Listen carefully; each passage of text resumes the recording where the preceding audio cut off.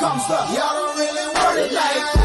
Yeah. Here comes the, here comes the, here comes the, y'all don't really want it like that. Yeah. Here comes the, here comes the, here comes the, y'all don't really want it like that.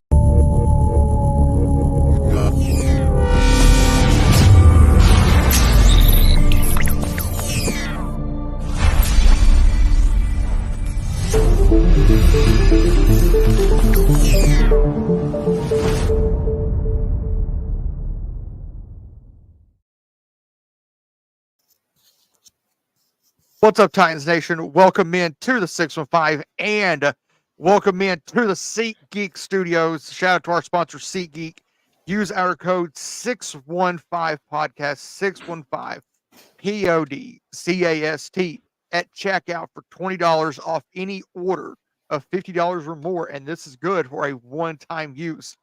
Now, let's talk to this guy sitting here right next to us, our co-host, Tyler King. What up, TK? What's up, Titans Nation? Hey, we took a little hiatus after the watch party. I'll also want to thank all the viewers that tuned in to the show. Thank you, SeatGeek, like Lee just said. We had a blast on it. We took a little hiatus, just you know, we kind of took a little bye too, just like the Titans did. But we have a lot to catch up on. A lot of news around also the NFL, so we're going to get into a lot tonight. That's why we're going earlier tonight than we typically do. Yeah. Yeah. So Lee, let's get this thing kicked off. Let's start off with something that we probably want to send Titans fans over a cliff.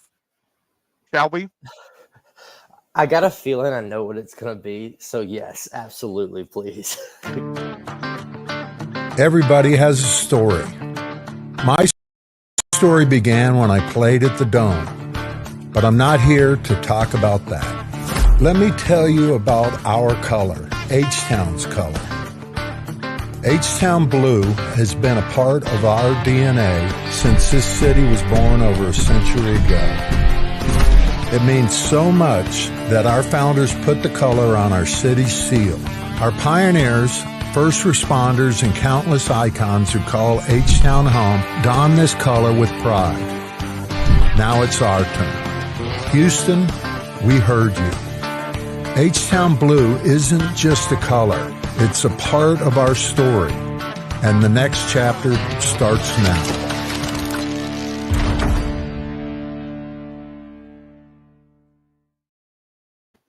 Okay, there is a level of betrayal for Bruce Matthews. Are you cool if I take the floor at first and then you can do it? Yeah. Okay. All right. So here's the thing with that. Bruce Matthews, this is a direct message from the 615 podcast to you. And here's the thing. I understand that you played for the Houston Oilers, but they became the Titans. The only Super Bowl you ever got to experience was with the Tennessee Titans. You can't do that, man. You're on our wall. You're on our ring of honor, Yes. Like when I was working for them, there was always, Lee, you've been to a game, you know how they do. They do the whole ring of honor. Bruce, I love you to death for what you did for the Titans, but at the same time, at this point, the betrayal. I can't with you anymore, and I'm sorry. And you somewhat took the words out of my mouth, but can I quote RJ from TCP real quick? Oh, yes, because they talked about this too. Absolutely. Please quote him. Yeah. Shout out. Yeah. We need to take him out of the Ring of Honor. Take it down. And we need to unretire his number 74. Do that. And they were even saying on their podcast straight up, they were like, I don't even care. You can put Marcus Mariota. They said you can put Marcus Mariota up there if you want to. I don't care. Von Curse. But come on. No, you know what makes this even worse?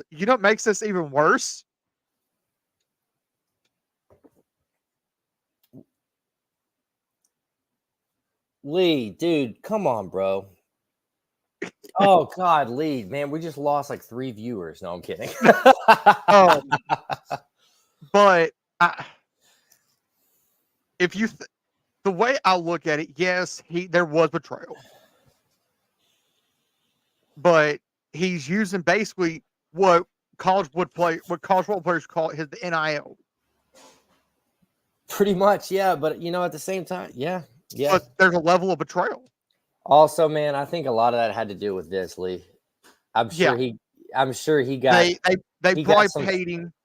He got a fat wad for doing that. Yeah.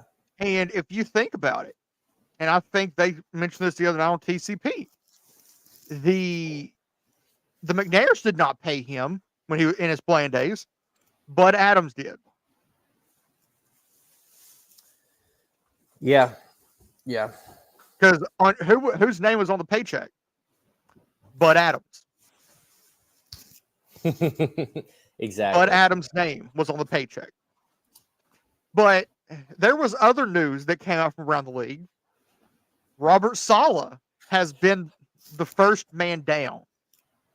This is a two-parter, Lee. This is a two-parter though. So go ahead and then. So we're gonna. Can we go ahead and just can go we go ahead and throw it? Can we go ahead and throw it to Queen?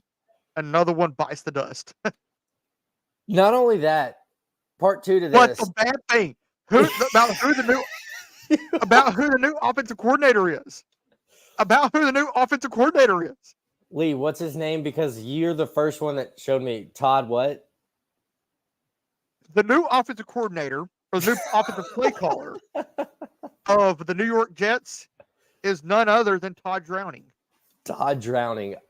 Lee, you're actually the first one that I ever heard say that when I first came along on the pod. I love it. And I'm he's the new play caller in New York as of today. His first game calling plays in New York will be Sunday against the Buffalo Bills. Is that a Sunday night game? I think so. I think it is. Let me check. I do think it might be.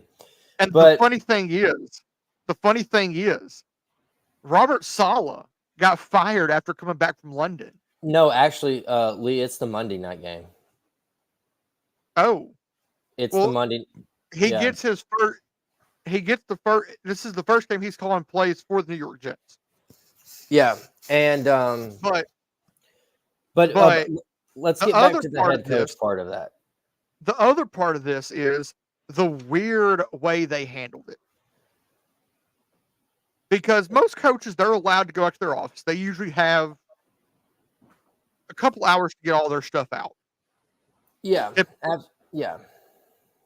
And they're typically allowed to dress the team if they're fired during the year. Typically. But Robert Saleh was not. He was fired and then escorted out of the building by team security. And Lee, like obviously in football, it's different. Well, in any job like situation at all, no matter what it is.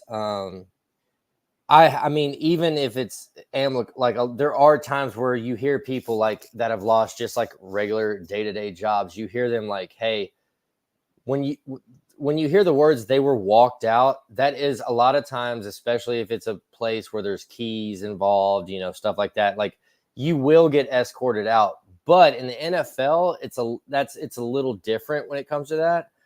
And Lee, like I said on this podcast, we don't get into a lot of stuff in certain topics. There have been something under the surface. And I saw something today. Do you remember a couple of weeks ago when during the Jets game when Aaron Rodgers came over to Robert and they said, well, now I wonder why this happened. And he kind of like shunned him off. Like I said, it really could have been just for performance, I guess. Well, I mean, because Lee, what was his record? Pat McAfee was talking to Aaron Rodgers yesterday. Yeah. And I quote, Aaron Rodgers said that he was the best coach he's ever played for. And he was the best family man he had ever been around. The dude, the thing is, some of these kid counts are starting to get out of control. Robert Saleh has 7 children. 7 children. Hey, by the way, and I will let's shout out Firestone, because Firestone also has 7 of the 6 kids. TCP. No, he has Oh, 7. 7. No, he does have 7. Good So we will give them a shout out on that one. Yeah. Yeah. So but at least him and Robert Saleh have the same. Lord, they could fill the whole football team right there. Yeah, and I do realize, and like I said, and to all our listeners out there, me and Lee try to stay away from certain topics. It's just the way Certain it is allegations. and that's what I'm saying. But with the way that was handled with when he did get fired, the fact, like I said, it's 2024. I'm not saying this because we don't know, because we haven't heard anything, but I honestly do think that I'm wondering if there's, and I'm not saying what those allegations could be, but anybody listening, like I said, me and Lee don't touch certain topics. We never will. Just not the way that we do this podcast. But I'm wondering, I think there's something that might come out that we have not heard about for sure. But like I said, Lee, we can go ahead and move on, but that's where kind of me and Lee have talked offline and kind of where we're at with it, because of the way it was handled. It was just very odd. Yeah.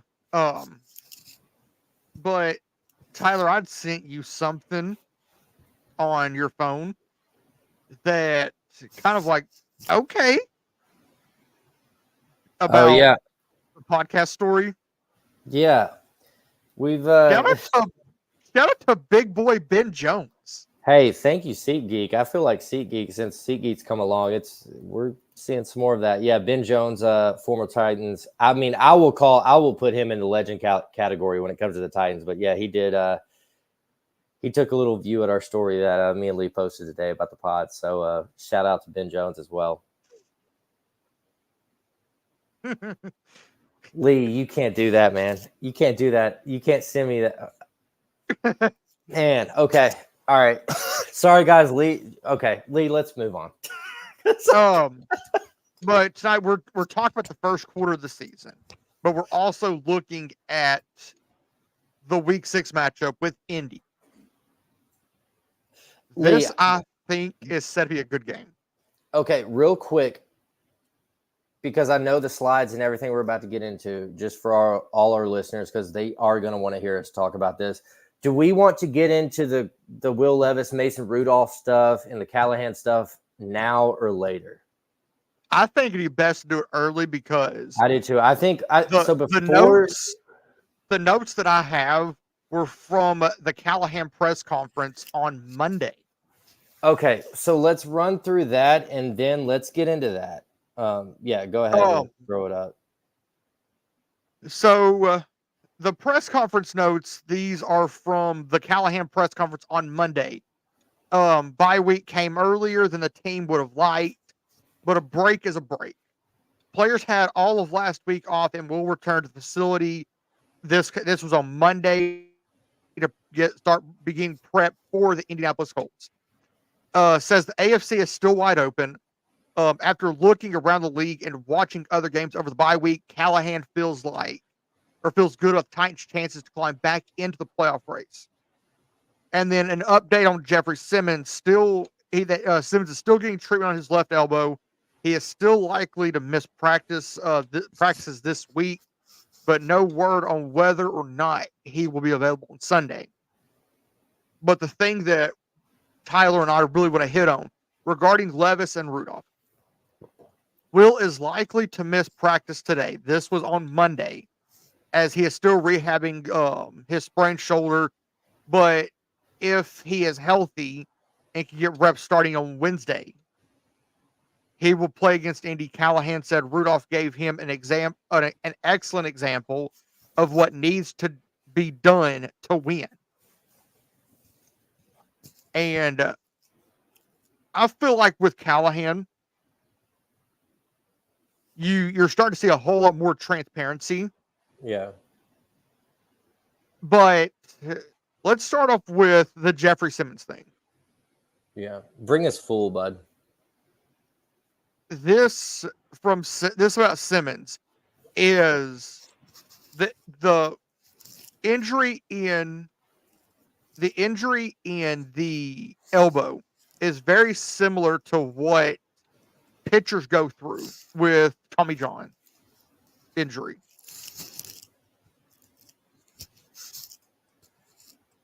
Yeah, and because that's normally like a baseball thing, right? And me and you were talking earlier about it. Hey, Lee, do you want to give us? Do you want to put us side by side? Yeah. So basically, and Lee, like you're way more of a baseball guy than me, Lee. You know that. Yeah. I'm not. But the Tommy John surgery, and I'll get more knowledge on that. And it's with who I'm with later because she's sitting up right over here, and I'll ask her later.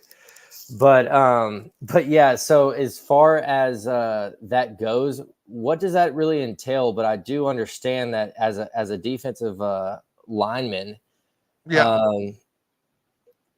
and Jeff, I mean, it's all about swim moves. It's all about motions like this. It's all about the swim moves. It's all about the bull rush. It's all about the grab and rip type moves. And so, like, what?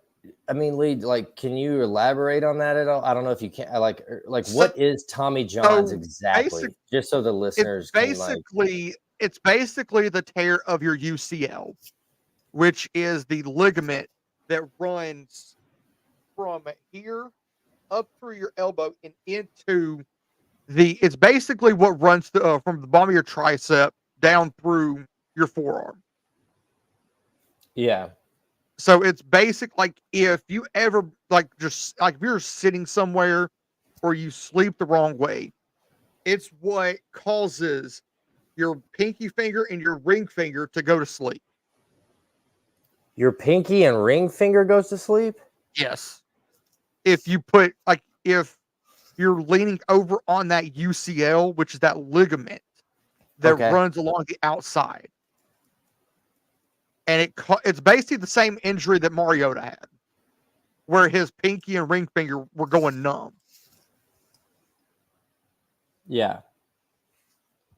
Okay. So but that makes sense because I mean that's where he, And Jeff didn't have to have surgery, but you could see him in what they call the Gronk brace. The what brace? The Gronk brace that goes. The Gronk brace. Oh, okay. Here. Like you could see him in that Gronk brace. You could. But now to Will Levis. Will Levis has been at practice every day this week, been full participation the last 2 days on Wednesday. This is what I want to get into. Yeah. But you saw the execution on the Monday night game from Mason Rudolph. It was a sound performance. He didn't make mistakes. Yeah. Lee, I want you to go on your soapbox about this entire quarterback situation, and then send it to me, and I'll go. We'll do it that way. So you go first. I'm going to go like this. Is Will Levis a good quarterback? Yes. Does he have his flaws? Who doesn't? But you have to limit those if you're Will Levis. The way I look at it is if Will Levis continues to make those mistakes, you have to go to Mason. You have to. If you want a chance to salvage this season. But if Will Levis can get it turned around, okay. But you truly have to think, what do you want this season to become? Do you want this to be a winning season? Or do you just want to fly by the seat of your pants? Do you want to be third place in the division? Or do you want to just slide in the playoffs? Or do you want to dominate this division and win it? And now over to Tyler. over to TK. All right, man. So here's the deal. I want to give a couple shout outs real quick. Like I said, also want to go ahead and say, like, me and Lee with everything that's been going on with the podcast and everything, I want to give a shout out to everybody in the podcast network. No matter what happens or anything, just want to say that we all are here to support each other, and let's just, let's keep it up. So, but on that note, I want to give a shout out to the Two Tone Blue podcast and Brad Steele. I watched probably the best take that I have heard on Will Levis today. I was outside doing some yard work and had it in my ear, and it was actually Brad Steele was doing a reaction video on Ian Rappaport. Ian Rappaport said these exact words. He actually gave Will Levis more credit than even I would give him, but at the same time, he is young. So the Titans have two options in Lee. This is kind of piggybacking off what you said, but and I told you this earlier today, do I think Mason Rudolph can come in and us go 9-7 and make it to the playoffs? Yeah, I do. If he played the rest, I actually think he could do that, but we're going to be out the first round anyway. So, and that's just me being a realistic Titans fan right now. Now, on the flip side of that, Ian Rappaport, what he was basically saying is and I understand stats don't speak, and we're going to get into that after this. That's why I wanted to give my 2 cents on this before we actually pull up the actual stats and the numbers. The main thing with Levis, does he give us a better chance to actually win with his ability than Mason Rudolph? Because he does have legs. He can run. He can evade the pocket. He does have all of that. But not only that, I think he needs to do more of that. I will say, I know some people don't believe that, but he should. And also, the mistakes that he's making have overshadowed what Will Levis could actually be. I'm not ready. And I've gone back and forth on this, Lee, as you know, but I'm not ready to just tank it yet. Callahan, I'm giving faith in him, and maybe, and he's seeing, what, we all think Will Levis can be. So I'm not ready to tank on Will Levis yet. I do think that we need results and for him to not make those quote unquote boneheaded decisions, because outside of his boneheaded decisions, Lee, and you've talked about it every week that we've done, like post game, pre-game, and all of that. If you look at it's not that he's a bad quarterback. I don't think it's just, it's up here with him. It's all in his mental. So anyway, Lee, I'm off my soapbox, but we're good. Yeah, I was just grabbing a clip of what you were saying for Instagram. Yeah, Ian Rappaport had the best way to put Will Levis that I've heard yet. So, but yeah, go ahead. You gonna post? Are you gonna play it? Well, you can find it over on Instagram. Okay, I got you. At the _615 podcast, you can find it on our story. And I'm even going to take and save that. But the first quarter stats for the season, I'm gonna go full screen on this also because that's kind of hard to. Yeah, absolutely. Go full screen because I can see it on the TV here, so it's great. A better look at it. Titans quarterback Will Levis, 604 passing yards, 4 touchdowns, 6 interceptions, and a QBR of 27.2.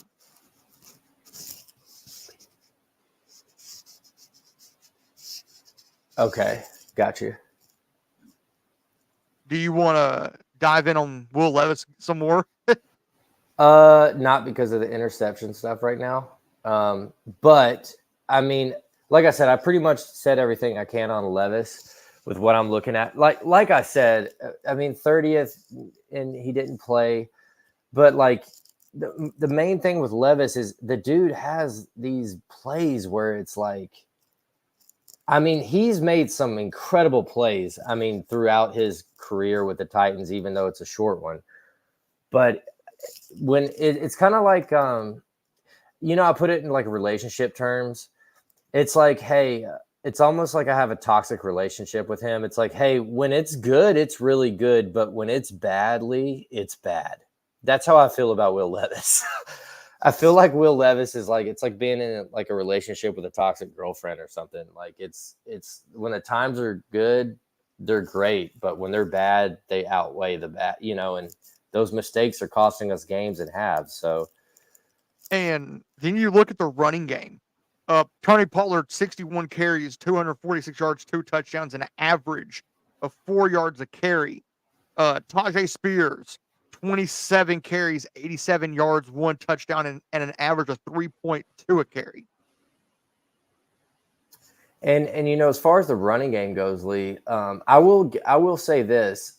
I'm actually I thought Spears. Now he had a hell of a game against Miami, Yeah.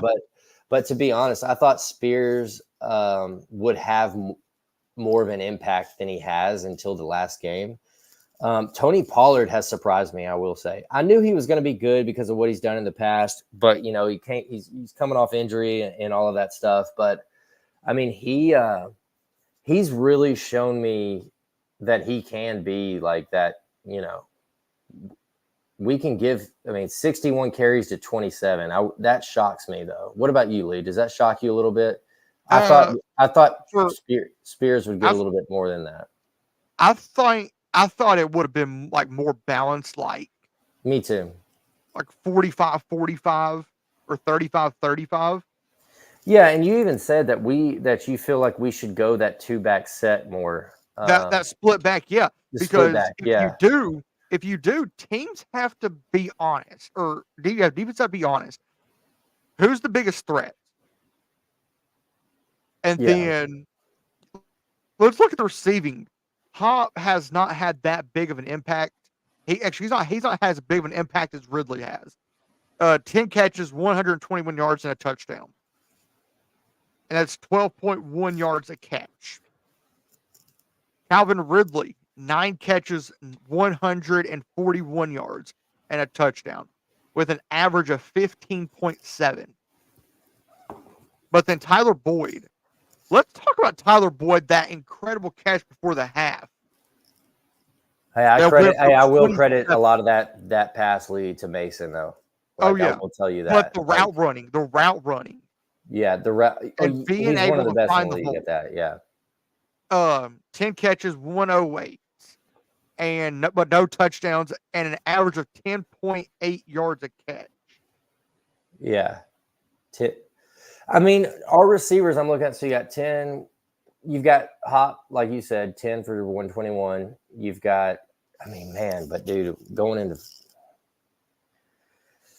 it's just there needs to be more there. I need to see. I still, and honestly, I thought Ridley was going to be a world beater. And he looked like it the first 2 games. He had one heck of a catch, but our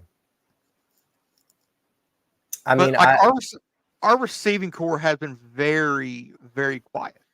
Quiet, yes, that's the perfect word for it. But just wait, we're not done yet. We're not done as a team. No, absolutely. And then let's start diving into these stats. Titans, Colts.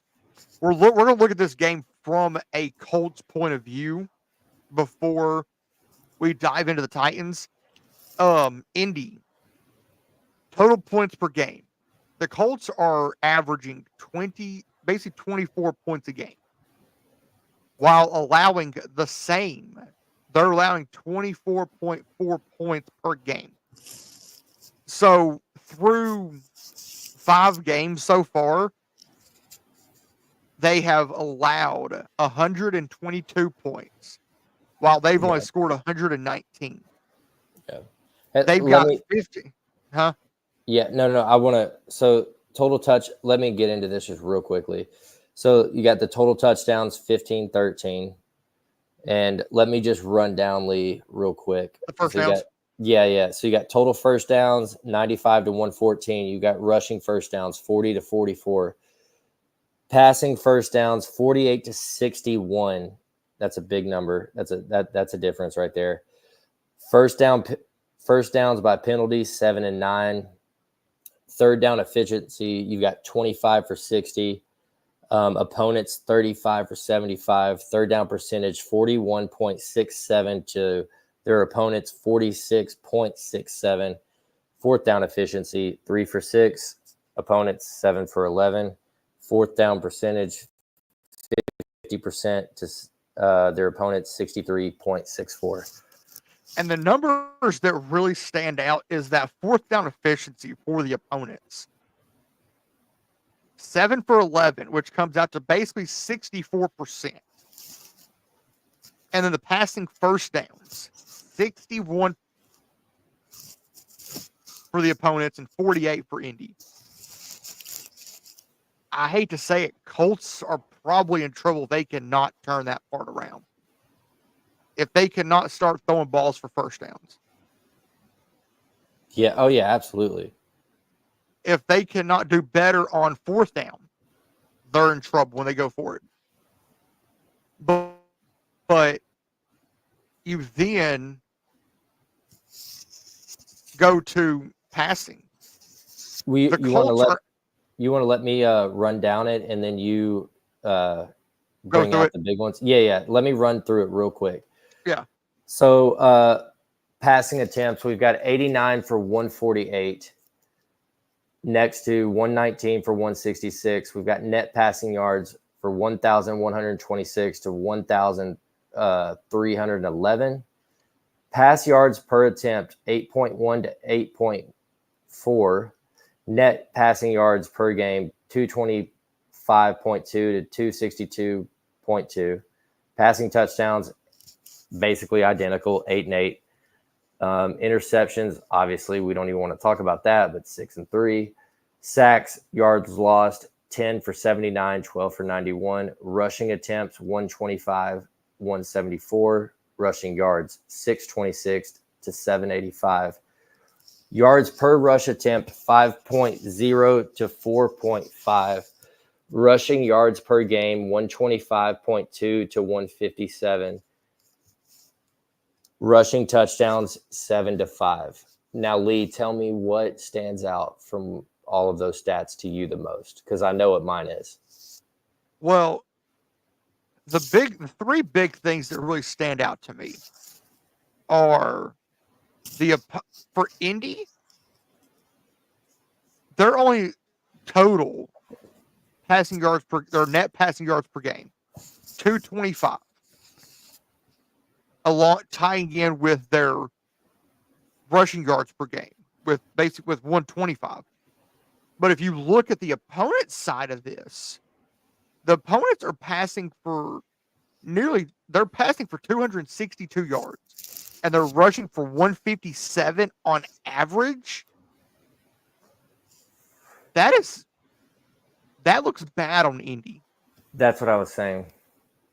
And then the net passing yards, 1126 to 1311. When you're allowing, or when you've given up in 5 games over 1,300 passing yards, that looks really bad on your secondary. Yeah, absolutely.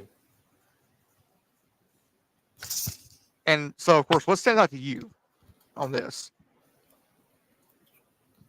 So, bring up the next slide, because I want us to talk about the. Yes, here's what it is. You know what I'm looking for, because I want you to bring that up, because when we were going over pre-show, we talked. Yeah. Total plays, 283 for Indy, 352 for the opponent. Yeah. Total yards, Indy has just over 1,830, 1,831. They've allowed 2,187 total yards. Oh, they're saying that they're one of the, their defense is straight garbage, man.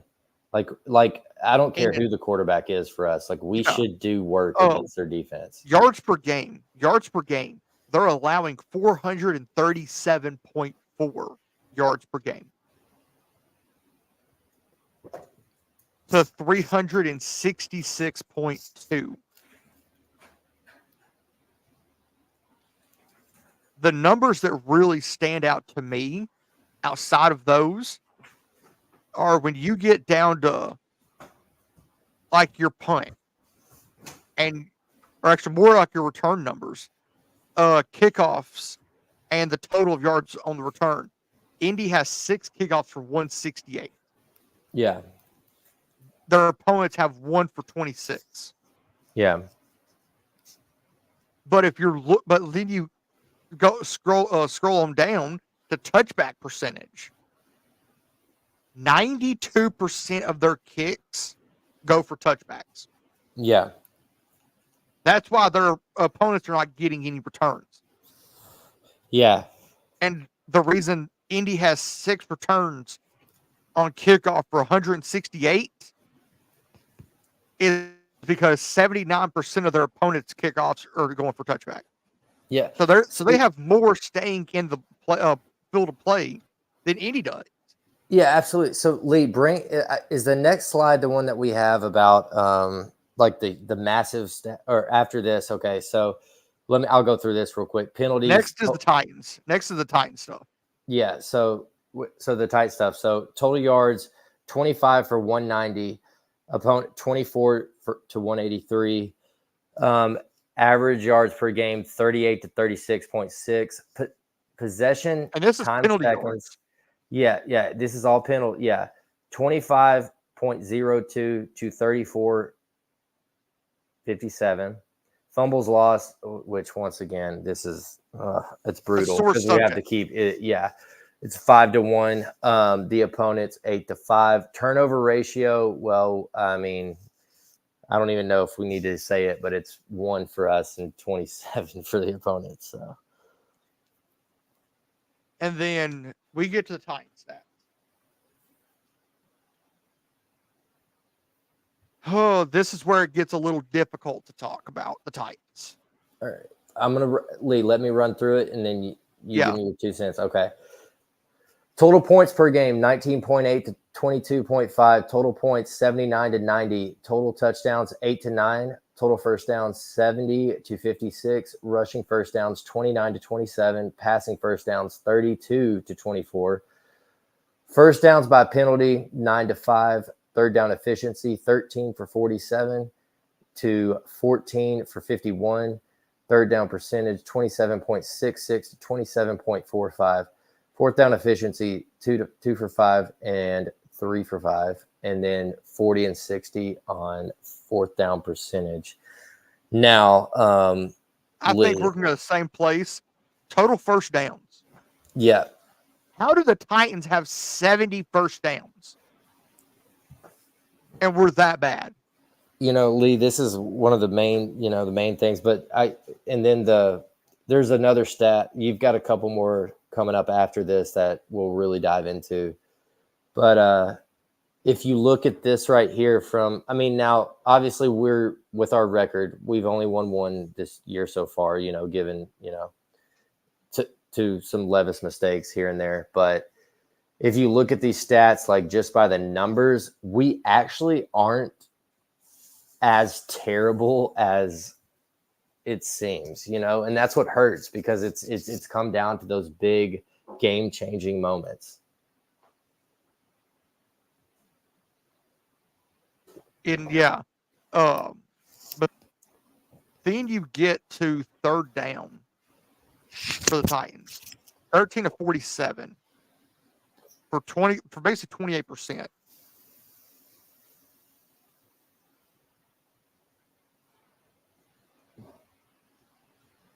Yeah. And then you get to the second set, passing and rushing.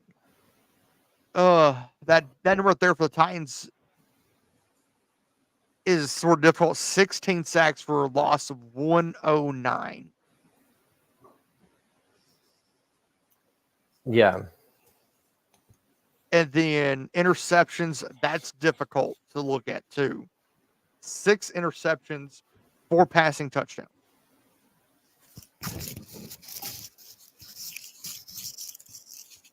Yeah. And then looking out here at the rushing, the opponents Here, Have I'll go through this, Lee. Yeah. Where you got rushing attempts 105 to 113, rushing yards 445 to 479, rush yards per attempt 4.2. That's dead even. 4.2, 4.2. Rushing yards per game 111.3 to 119.8. That's pretty, rushing touchdowns 4 to 3. And this team on paper is a dominant team. But then you look at the stats and it's like, it makes you want to cringe a little bit. Well, it's like I said with like the Ian Rappaport thing, man. I mean, at the end of the day, like it really is. It's the mistakes that have been made have cost us games, and we haven't played other than when Green Bay just completely came in and smacked us on the face. Outside of that game, I mean, we've been in games. And then obviously we smacked Miami in the face, But it's just, but no, I hear that. Lee, I'm searching for that Instagram post part. Oh, about Will? Yeah, I want to see that. I just posted it. It's Okay. also on the story. I got you. Okay, yeah, but I'm about the pressures. Oh, I have no idea. But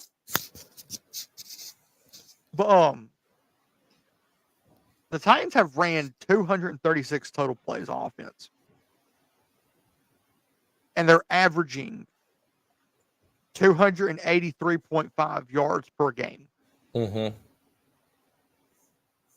But then you look at the kickoff. Yeah. 11 returns for 284 to our opponent's 4 returns for 124. Lee, keep running through these. I'll be right back to just 10 seconds. So go ahead and keep running through these. Average kickoff return yards 25.8 to our opponent's 31. Punt total, punts, the number of punts 14 for 131 for the Titans. And the opponents have 11 punts for 141 with an average punt return yard of 12.8 for the Titans and 9.4 for the opponent. Interception total, 0 interceptions for 0 yards. The opponents have 6 interceptions for 87 yards with an average interception yard of 14.5. And then you look at the kicking. Net average punt yards 37.5 to the opponent's 42. Punt total yards 18 punts for 890 to the opponent's 22 punts for over 1,000. Basically for 1,054 yards. But then you get to the field goals. This is where the Titans have been perfect along with the opponents. Titans are 7 for 7. Thank you, Nick Folk. Yeah. And then our opponents are 9 for 9. But then you get to the touchback percentage on kickoff. 76% of the Titans' kickoffs are touchbacks. Yeah. The opponents are 41%. So statistically, Tyler, what really jumps out at you is I'm thinking is punt. Yeah, for sure. Yeah, absolutely. For the opponent. Yeah. But then you back at the top. We have 1,100 total yards, or 1,134 to the opponent's 1,046. Yeah. But the average yards per game, the Titans look dominant. Not Kirk Cousins dominant, but dominant. Yeah. But then you get to the little like miscellaneous details. The penalties. The Titans have 23 penalties for 179. The opponent's 34 penalties for 298. Average yards per game on penalties is 44 to the opponent's 74.5. Yeah. Time of possession, 31 minutes, 48 seconds for the Titans. The opponents are 28 minutes and 11 seconds. Yeah. But then you get to the fumbles and the fumbles lost. Yeah. The Titans have 3 fumbles and have lost all 3 of them. Yeah. Our opponents have 4 fumbles and have lost 2. And the stat that's nauseating to look at, the Titans are -7 in turnover. -7. That is nauseating. Yeah. Yeah. That's, yeah. But as we get ready to go around the NFL into week 6, before that, we're going to go look at the injury report for Titans Colts. This is actually big. We've had some big news from the Colts in this. Absolutely. Yeah. And one of the big news stories that came out, I think it was yesterday, Michael Pittman, one of their big wide receivers, is expected to miss multiple weeks with a back injury. And Downs. Yeah. Well, he's questionable. Yeah. But yeah. But I mean, if you look at this, and I'll go back full screen on this, and so for the Titans side, Jamal Adams has not practiced last 2 days, Wednesday or Thursday, due to a hip injury. Keandre Coburn has been out with a knee injury and did not practice on Wednesday or Thursday also. Traylon Burks, of course, congratulations to Traylon Burks and his wife on their new baby. Congrats on Traylon Burks and his wife for the new baby. Absolutely. That's the reason Traylon did not practice on Wednesday, but he was a full participant on Thursday. DeAndre Hopkins and L'Jarius Sneed were both limited because it was a rest day for both of them on Wednesday, but they were both full participants on Thursday. Jeffrey Simmons was limited on Wednesday with that recurring elbow on Wednesday. Full participant on Thursday. Good news that we're getting Cedric Gray back. Yeah. From that shoulder that's put him on IR for the last 4 weeks. And then Ernest Jones with an elbow, full participant. So it looks like Ernest will be back. And Levis, yeah, and we've kind of already gave our 2 cents on that.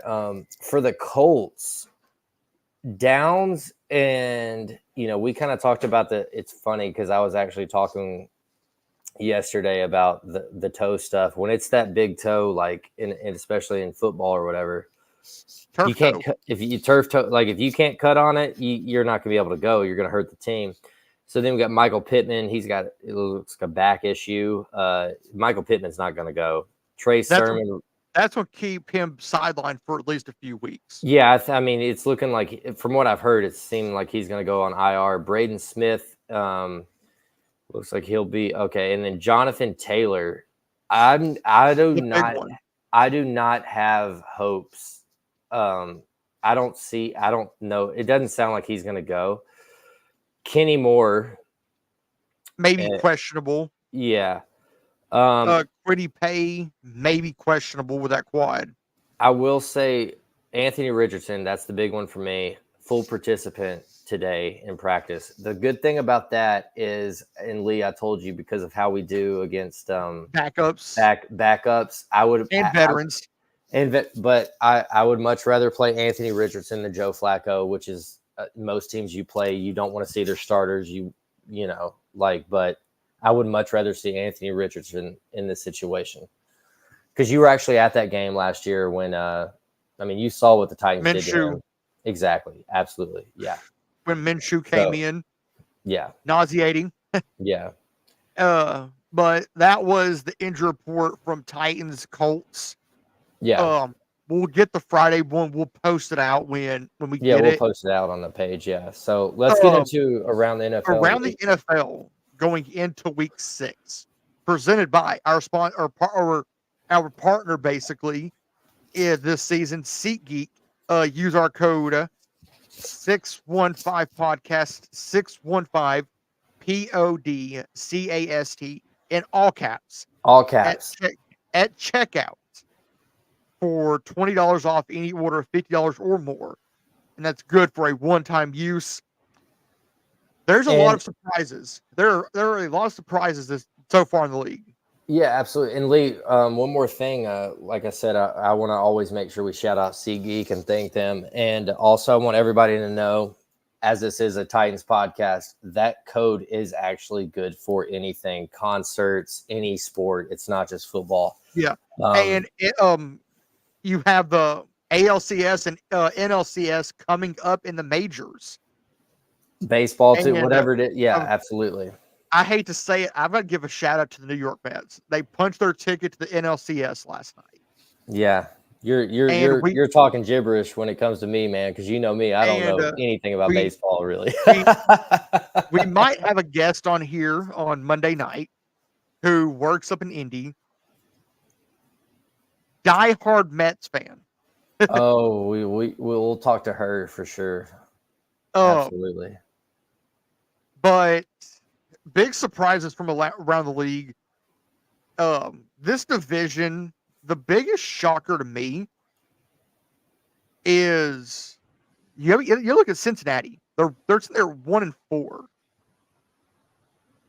Yeah, wouldn't have thought they were going to be 1-4. They had them in the playoffs in our preseason, picks. Cleveland at 1-4, but then you have that tie at the top of the division in Baltimore and Pittsburgh. Yeah, at 3-2. So that's the AFC North. So what we got next? NFC North. The shocker in this division that every team has a winning record. Yeah, Lee, me and you were talking about this. So you got the Vikings, the Lions, the Packers, and the Bears. You've got the Bears with the rookie quarterback. You've got the Packers that obviously Malik came in and won 2 games for them. You've got the Lions. That's normal. But then you got Minnesota Vikings. You got Sam Darnold there. This division is very, and they're 5-0. They haven't lost. And the 72 Dolphins are still waiting to pop that bottle of champagne. That's hilarious. Then you get to the AFC South, where it's Houston's division right now. They're sitting there 4-1. Our opponent for this week, the 2-3 Indianapolis Colts, and the Titans at 1-3, and then Jacksonville at 1-4. The Jacksonville Jaguars are winless no more. Yeah. And then you head to the NFC South. Atlanta and Tampa Bay both there at 3-2. New Orleans at 2-3, and Carolina at 1-4. And I'm thinking about putting out the link to the Red Cross. So, like, if you want to go donate anything to help with hurricane relief for Florida, do it. Absolutely, yeah. Everybody stay safe out there in Florida for sure. They've been ravaged in basically back-to-back weeks, or back-to-back every 2 weeks, and by 2 massive hurricanes, basically. But then you go AFC West. The Chiefs, you got a 5-0 record, dude. Which that's honestly, it is expected. But honestly, how the Chiefs have played, to be real with you, that's shocking. It is a little shocking because they've struggled some. Now that second team, that Denver Broncos team, what in the hell is going on there? LA Chargers and Las Vegas Raiders at 2 wins apiece. Chargers at 2-2, Raiders at 2-3. But if you would have told me that Denver, with a rookie quarterback in Bo Nix, would be 3-2, I would have been shocked. Yeah, absolutely. And then Seattle in the NFC West at 3-2. We got a division battle tonight, by the Arizona- way. That's live. Actually, I'm going to throw that on the TV as soon as we get off here, Lee. I forgot that there was football. Arizona and San Fran at 2-3, and the Rams at 1-4. I don't Yeah. see any real. The shocking thing in that division is that battle for second with Arizona and San Francisco. Okay, well, and I want to put a asterisk next to the 49ers right now because they have as Titans fans, we all know that injury bug is real. And they have really actually those bottom two teams, the Rams and the 49ers, have literally been depleted with energies this year. The battle of the crutch teams. Literally, yeah, that's so funny. Yeah, because the other week I said, yeah, it's like the battle of the crutches, man. Like literally. And then you go to AFC East. Buffalo, so they're at 3-2. Jets, Dolphins at 2-3. You could also put an asterisk next to Miami because the injury bug. It seems like Miami cannot catch a break. I mean, I don't think Tua is gonna. Yeah, I think he might be. Yeah, but yeah, and obviously, and the New England at 1-4. In the New England, we kind of expected that. This, I will tell you, Lee. I know when we were going through this earlier, I didn't dive into it. There's some shocking news out of New England. They have a new starting quarterback, and it's Drake May. Oh, they are? They're starting Drake May this week. And then NFC East. If you would have told me at the beginning of the season that Washington would be there at 4-1 leading that division, I would have told you were crazy. Dallas at 3-2. Philly at 2-2. And the Giants at 2-3. And Jaden Daniels, where did this come from? Where did this kid come from? He's not human. Is he like CJ Stroud from last year? Could he be an MVP candidate at the end of the year if everything holds strong? Yeah. Maybe. He could probably dethrone Aaron Rodgers. Yeah. And Lamar. But we have expectations for the rest of this year.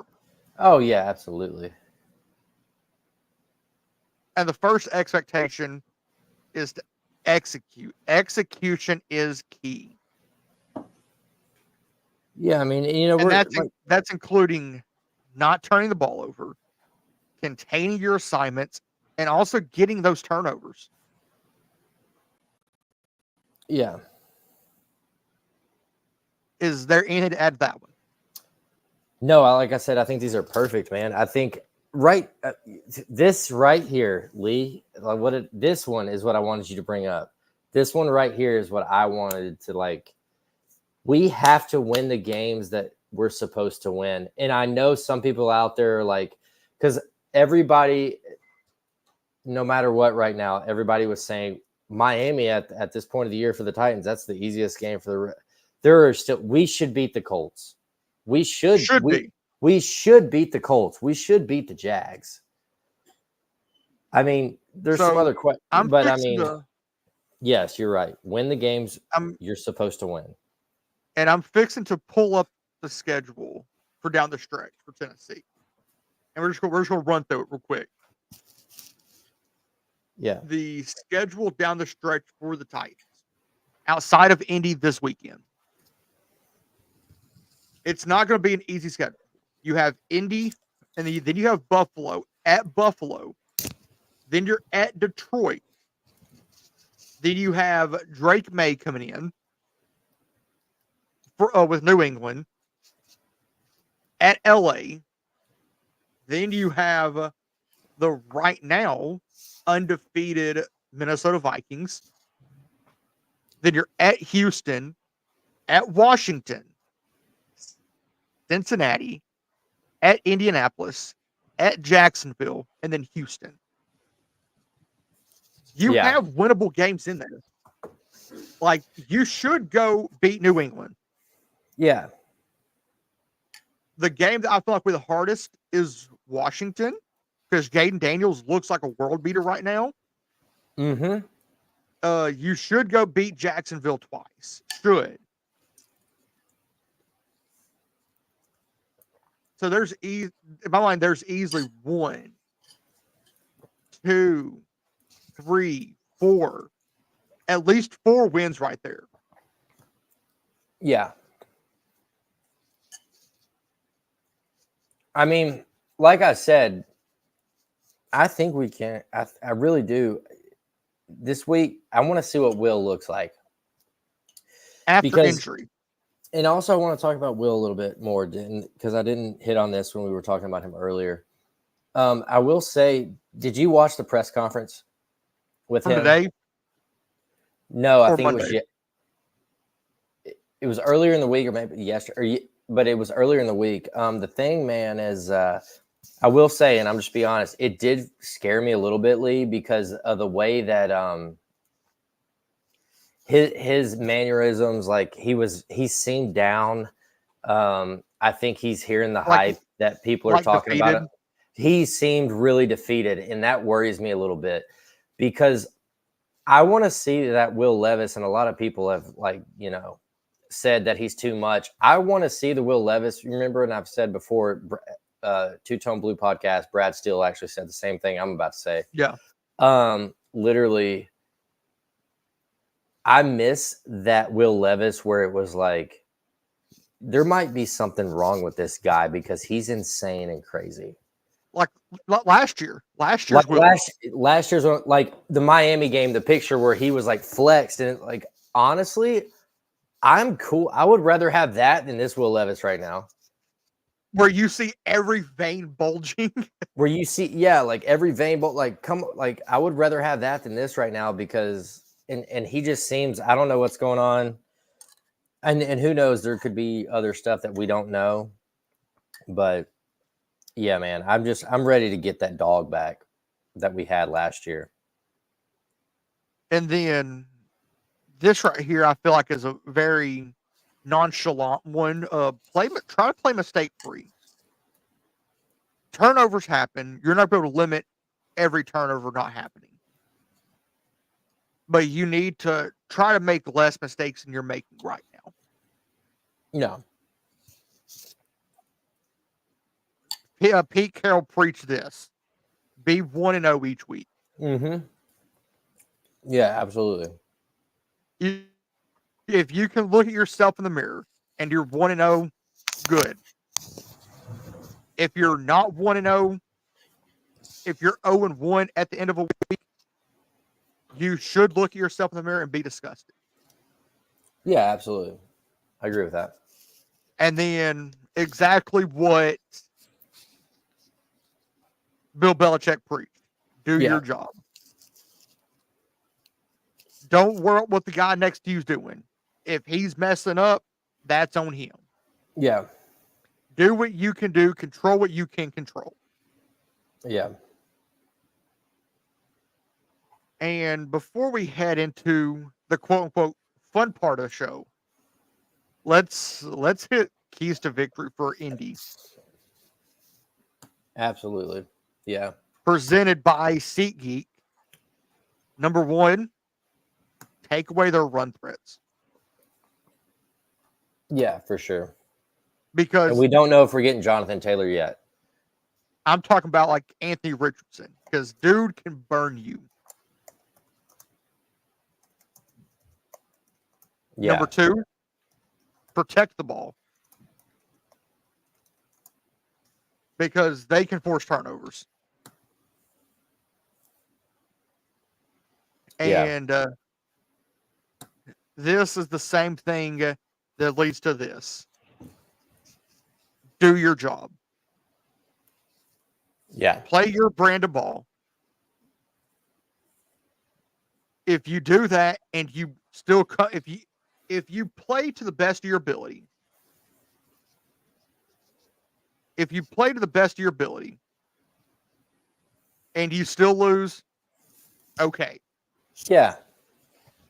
But if you sure. go down there, if you go out and you just don't play and you don't do your job and you get beat, that's on you. Yeah.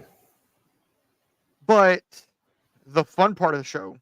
Yeah, the fun part of what we're going to wrap up with. Yeah. And it's way too early NFL awards presented by SeatGeek. And just so the audience knows, Lee's got some bold ones out in this. So very, very bold. Very bold. But like I said, this is the way too early awards. So, it's based on the first quarter of the season. Yeah.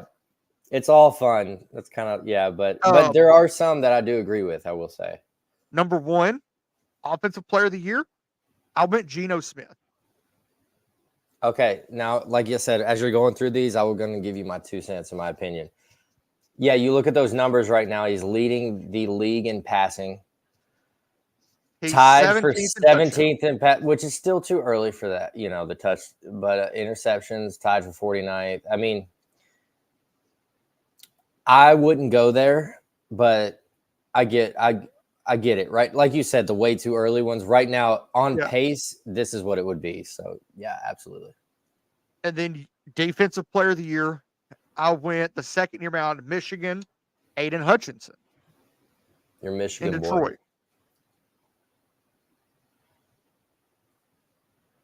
11 solo tackles. He's first in sacks with 6.5. He's tied for 9th in forced fumbles with 1. And he's tied for 87th with interceptions with 0. Yeah, I mean, he's leading in sacks right now. Lee, you already know the cornerback for Green Bay right now, McKinney. He has had Xavier McKinney. He has had a pick in every single game this year, which we know, like, to have 5 interceptions. I mean, that's, as a cornerback, that's insane. My vote would be for him right now. Yeah. On this, like I said, like as we go through these, we'll kind of like go back and forth with it. But yeah, so McKinney right now, he's on pace. I mean, the dude is a ball hawk. Like, I mean, he's what we wanted out of he's what we wanted out of Kevin Byard in the back end of his career here. In the back end of his career, yeah, exactly. Yeah. Offensive Rookie of the Year, we agree on this, and it's Jaden Daniels. We do agree on this as far as what it's looking like right now with Jaden Daniels. The only thing I will say is if he keeps this up, absolutely. If not, if you look at the actual like the stats and everything, Malik Neighbors is also a front runner for that. Yeah, there's 2 guys right there. Like, you could win Jaden Daniels or Malik Neighbors. You remember when McNair and Peyton were like co-MVPs? Okay, like I could see offensive rookie being kind of that same situation. And then, which I know they won't do that, but yeah, go ahead. That's old school. Yeah. Defensive rookie, this is the highest rated rookie on the leaders. Yeah. And it's Edgerrin Cooper out of Green Bay. 11 solo tackles, 1.5 sacks, 0 forced fumbles, and 0 interceptions. Mm-hmm. Yeah. And that was the best defensive rookie on the board. If there's one guy, if he shows up, I could see it going that way. And it's the Titans' very own T'Vondre Sweat. Yeah. And then comeback player, you said it could have been Sam Darnold. Yeah. That's a name that's going to show up again tonight, though. Yeah.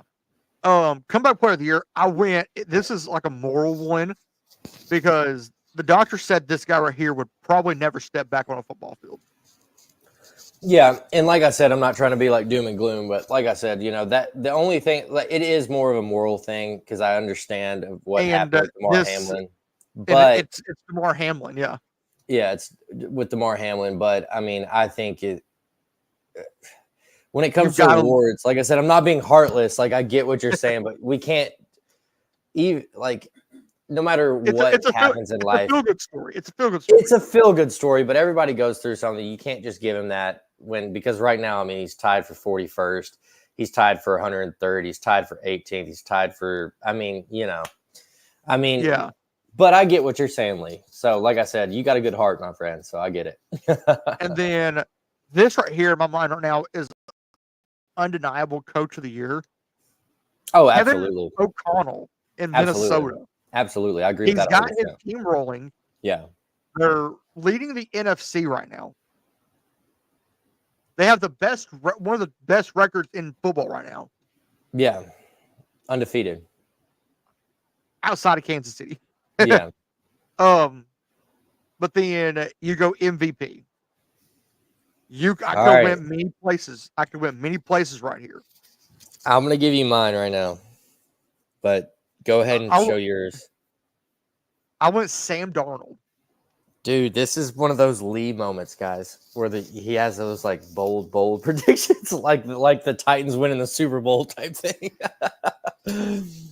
But and then Sam Darnold. Laugh about it. But yeah, Sam Darnold. We laugh about it now, but it could happen.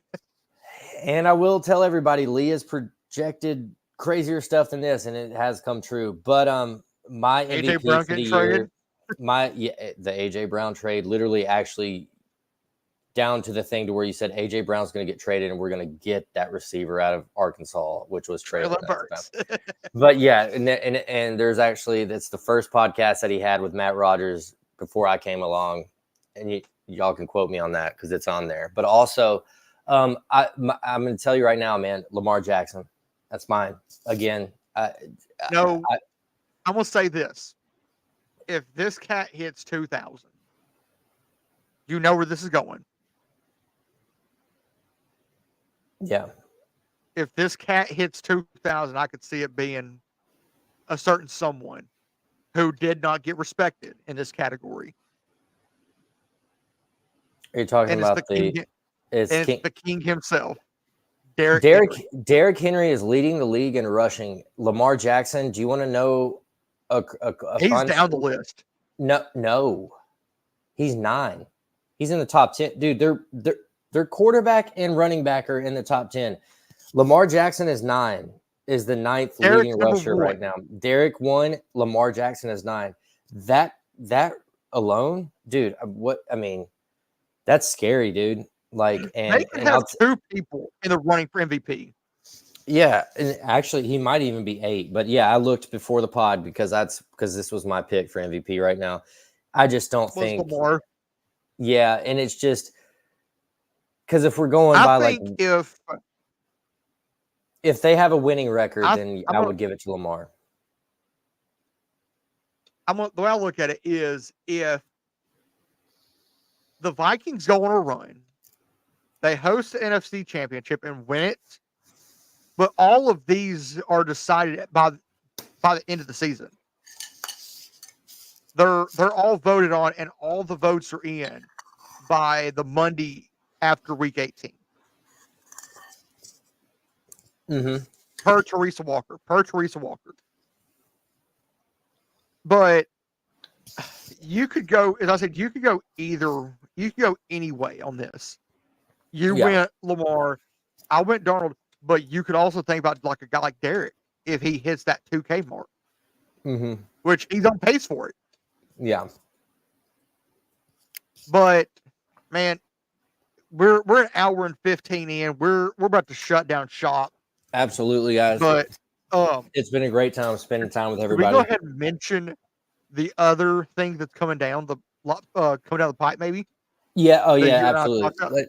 Yeah, that needs to happen because that's going to happen. Yeah. LA. The LA game.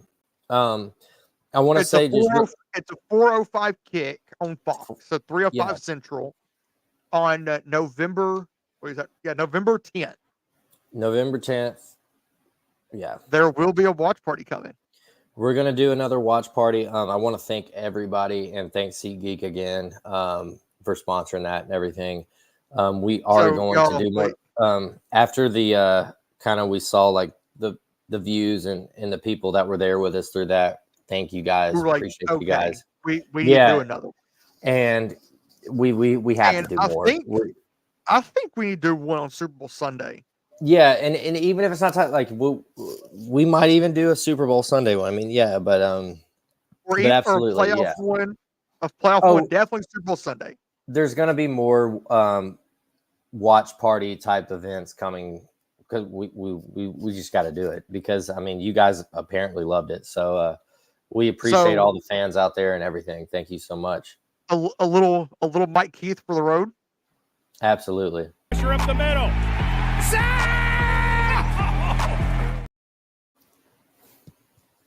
But TK, man, we got to shut down shop. Yeah, we got to shut down shop, man. Got some things we got to get to, man.